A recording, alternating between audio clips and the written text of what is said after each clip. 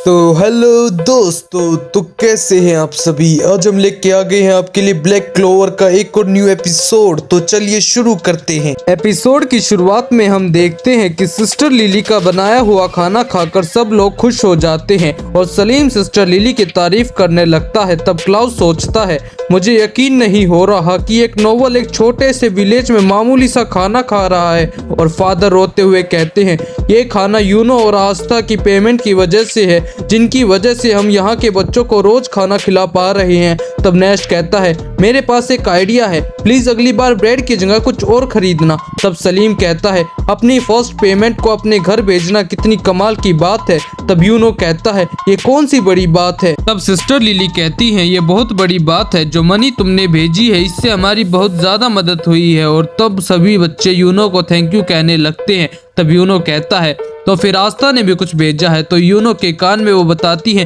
कि आस्था की पेमेंट ये है। तो यूनो शौक होके कहता है, अगली बार मैं भी अपनी सारी पेमेंट भेज दूंगा। तब सिस्टर लिली कहती है, इसकी कोई जरूरत नहीं है, पर यूनो मान नहीं रहा होता। और तब क्लाउस वापस जाने के लिए कहता है, पर सलीम फिर भी रुकना चाहता होता है। पर सिस्टर लिली फिर पानी लेने बाहर जाने लगती है। पर हम देखते हैं एक पर्सन उन्हें किडनैप कर लेता है और तब सभी लोग बाहर आ जाते हैं। तब वहाँ की एक चीज उठाकर क्लाउस कहता है, ये तो वही नेकलेस है जो उन लोगों ने पहना था जिन लोगों ने पहले हम पर हमला किया था। तब सभी बच्चे सिस्टर लिली के बारे में पूछने लगते हैं। तब यूनो कहता है, चिंता मत करो, मैं उन्हें बचा लूंगा। तब फादर भी उसके साथ जाने के लिए कहते हैं और यूनो मना करता है। तब क्लाउस कहता है, तुम्हें हमारा मिशन याद है ना, हमें सलीम को बचाना है, तो इसलिए हम सभी लोग यहाँ से जाएंगे। तो इसलिए तुम्हें इस टास्क को लोकल अथॉरिटी पर छोड़ना होगा और हमें अभी यहाँ से निकलना होगा। तब यूनो वहाँ से जाने के लिए मना कर देता है। तब क्लाउस कहता है, अगर तुमने अपने मिशन को मना कर दिया तो तुम्हें सजा मिलेगी, मुझे इसकी कोई फिक्र नहीं। और वो वहाँ से चला जाता है। और तब हम देखते हैं एक पर्सन यूनो को धमकी देता है और उस पर हमला कर देता है और यूनो से हार देता है। और तब हम देखते हैं जैसे ही यूनो आगे बढ़ता है, एक पर्सन अपने मैजिक से उसे कैद कर लेता है। अब मुझे पता चला कि यहाँ चल क्या रहा है, तो तुम लोग सलीम के पीछे नहीं मेरे पीछे आए हो। तब वो पर्सन कहता है, तुम बहुत स्मार्ट हो पर अब मरने वाले हो। तब हम देखते हैं यूनो उस कैद से बाहर आ जाता है और उसकी के मैजिक से उसमें फांस देता है। और तब ये लोग ऐसे ही आगे बढ़ते रहते हैं और उस पर चाकू से हमला हो जाता है और यूनो उसे भी अपने मैजिक से हरा देता है। और तब यूनो को एक लाइट दिखाई देती है और वो उसकी तरफ जाने लगता है। तब एक पर्सन कहता है, वहीं रुक जाओ, अगर तुम इससे आगे बढ़े तो मैं इस सिस्टर को चेहरे को जला डालूंगा। और तभी यूनो अपने बचपन को याद करता है जहाँ सिस्टर लिली कहती है, तुम्हारे अंदर बहुत अच्छा टैलेंट है, तो अगर तुम्हें जब भी किसी की मदद करने का मौका मिलेगा तो प्लीज जरूर करना। और आज तक तुम भी यही करना। पर आज तक कुछ भी सुन नहीं रहा होता और हम ये देखते हैं वो पर्सन यूनो को ग्रीम रोल को मांग रहा होता है। तब यूनो कहता है, और तुम इसका करोगे क्या। तब वो पर्सन कहता है, मैंने अभी सोचा नहीं है, और अगर तुम्हारे पास ये ग्रीम रोल है और ये तुम्हारे पास नहीं होगी तो मैजिक नाइट्स तुम्हें यूजलेस समझेंगे, तो इसे जल्दी मुझे दे दो और इस लड़की को लेकर यहाँ से चले जाओ। तब यूनो मना कर देता है और कहता है, मैं तुम्हें इन्हें छूने भी नहीं दूंगा। तब वो पर्सन कहता है, तो चलो देखते हैं फिर तुम इन्हें कैसे बचाते हो। तब यूनो कहता है, मैं इन्हें नहीं बचाऊंगा। और तब देखते हैं क्लाउस अपने मैजिक से उस पर्सन पर हमला कर देता है और मिमोसा सिस्टर लिली का ख्याल रखने लगती है। तब क्लाउस कहता है, क्या यहाँ और भी कोई बच्चा है। तब यूनो कहता है, शायद एक और है। तब क्लाउस कहता है, अब तक तो वो भाग ही चुका होगा, और तुम क्या करने वाले थे अगर मैं यहाँ नहीं आता। तब यूनो कहता है, पर तुम यहाँ पर कर क्या रहे हो। तब क्लाउस कहता है, एक मैजिक नाइट के तौर पर हमें लोगों को बचाना चाहिए, और मुझे पहले ही लगा था कि कुछ गड़बड़ है, क्योंकि वो लोग सलीम की जगह तुम्हें टारगेट कर रहे थे। क्या तुम्हें लगता है एक नोबल मामूली सा खाना खाएगा। और मुझे नहीं लगता ऐसा कुछ है, और मुझे ऐसा भी नहीं लगता कि उन्होंने सलीम की जगह गलती से सिस्टर लिली को उठा लिया। ये तो बहुत बकवास है, पर मुझे तो पहले से अजीब लग रहा था कि सलीम ने तुम्हें ऐसे बॉडीगार्ड चुना है। तब मिमोसा कहती है, और जब तुम वहां से आए तो मैंने सलीम पर अपना मैजिक यूज करके उससे सच बुलवाया, जो कि तुमसे इसलिए गुस्सा था क्योंकि वो तुम्हारी वजह से मैजिक नाइट ज्वाइन नहीं कर पाया, और वो तुमसे तुम्हारी ग्रीम रोल चुराकर इसका बदला लेना चाहता था। और उसके बाद मैंने अपने मैजिक से तुम्हें ढूंढा। तो यूनो थैंक यू कहता है। तब क्लाउस सलीम से कहता है, तुम बहुत ज्यादा बेकार हो। किसी और को अपनी नाकामयाबी के लिए दोषी मानना बहुत बेकार बात है। यूनो ने अपनी मेहनत से सारे कैप्टन्स का अप्रूवल लिया है और वो उसके बाद गोल्डन डॉन में भी सेलेक्ट हुआ है, तो इससे तुम्हें पता चलना ही चाहिए कि वो कितना टैलेंटेड है। तब यूनो क्लाउस को थैंक यू कह रहा होता है। तब क्लाउस कहता है, अभी मुझे तारीफ सुनने के लिए तुम बहुत पीछे हो और अभी के लिए मैं तुम्हारी गलती को माफ कर रहा हूँ क्योंकि इसमें इसकी गलती थी। तो अब बताओ इसका क्या करना है। तब यूनो कहता है, अगर ये कभी हेग विलेज वापस नहीं आएगा तो हम इसके खिलाफ कुछ नहीं करेंगे। और हम देखते हैं सलीम फिर भी नहीं मानता और अपना मैजिक यूज करने लगता है और तब सिस्टर लिली अपने मैजिक से उसे दूर फेंक देती है, जिससे सलीम के बाकी साथी भी डर जाते हैं। तब क्लाउस कहने लगता है, हमें इन्हें भी मैजिक नाइट ज्वाइन करने के लिए कंसीडर करना चाहिए।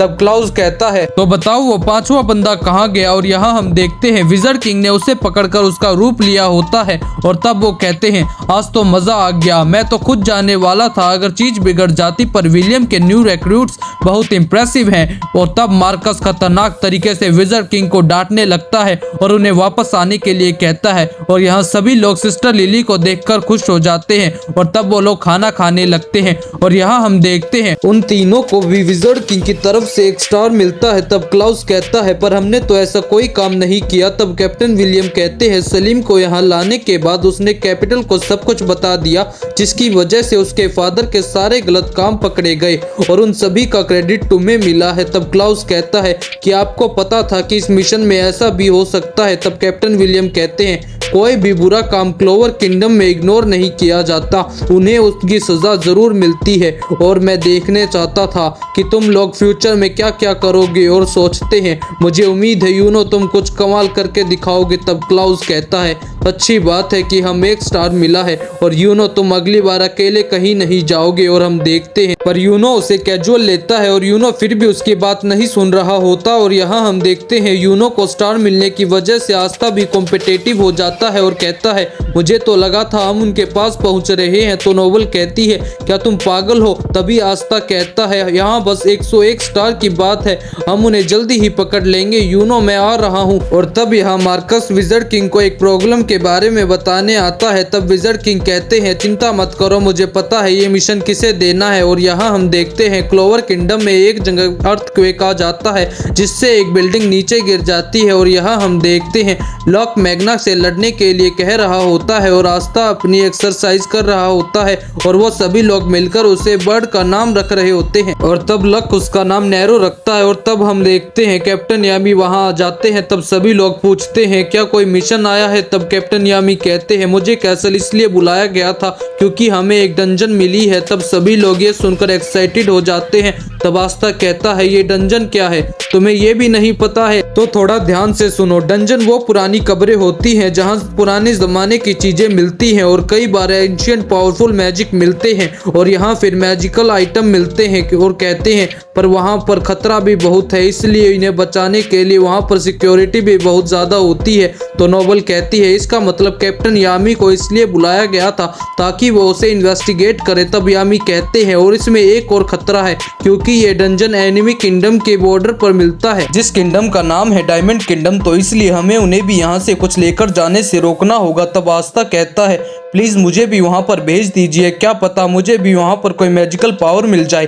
तब कैप्टन यामी कहते हैं, पर तुम उसका करोगे क्या, तुम तो मैजिक यूज ही नहीं कर सकते। पर वो सब छोड़ो, तुम्हें तो वैसे भी तुम्हें जाना ही पड़ेगा क्योंकि विज़र्ड किंग ने तुम्हें खुद चुना है। जिसे सुनकर आस्था बहुत ज्यादा एक्साइटेड हो जाता है और वो नोवेल को भी वहां जाने के लिए कहते हैं और लक को उन दोनों की जिम्मेदारी देते हैं। जिसे सुनकर मैग्ना और नोवेल दोनों शॉक हो जाते हैं और वो फ्यूनरल का स्पेशल मैजिक से वहां पर पहुंच जाते हैं। और तब वो तीनों डंजन के पास पहुंच जाते हैं और यहाँ मैग्ना कहता है, आखिरकार विज़र्ड किंग आस्था को कैसे जानते हैं। तब यामी कहता है कि सच तो ये है कि वो चीजें देख सकते हैं जो हम नहीं देख सकते और वो थोड़े से अजीब भी हैं। और यहाँ हम देखते हैं डंजन के अंदर आस्था और नोबेल दोनों डर रहे होते हैं और तब उनके लैंप के टूट जाने के बाद वहाँ अंधेरा भी हो जाता है। और तब जैसे ही लक एक ब्लॉक को हटा देता है वो पूरी की पूरी दीवार ही गिर जाती है और वो लोग अंदर पहुंच जाते हैं, जिसे देखकर वो तीनों शॉक हो जाते हैं। तो नोबल कहती है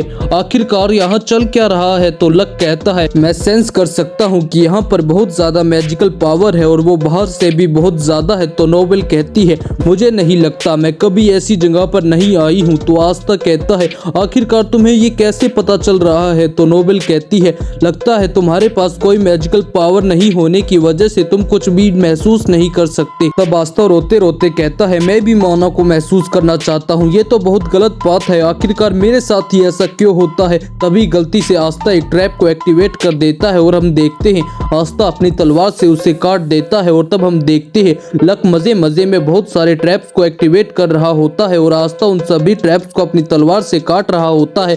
तब लक कहता है तुम्हारे चेहरे को देखकर बहुत मजा आ रहा है, मैं तो पूरा दिन ऐसे खेल सकता हूँ। तब आस्था और नोबेल सोचते हैं अगर हम इसके साथ रहेंगे तो पक्का मारे जाएंगे। तब लक कहता है तुम्हारी तलवार तो बहुत कमाल की है आस्था, शायद इसी वजह से विज़र्ड किंग ने तुम्हें चुना है।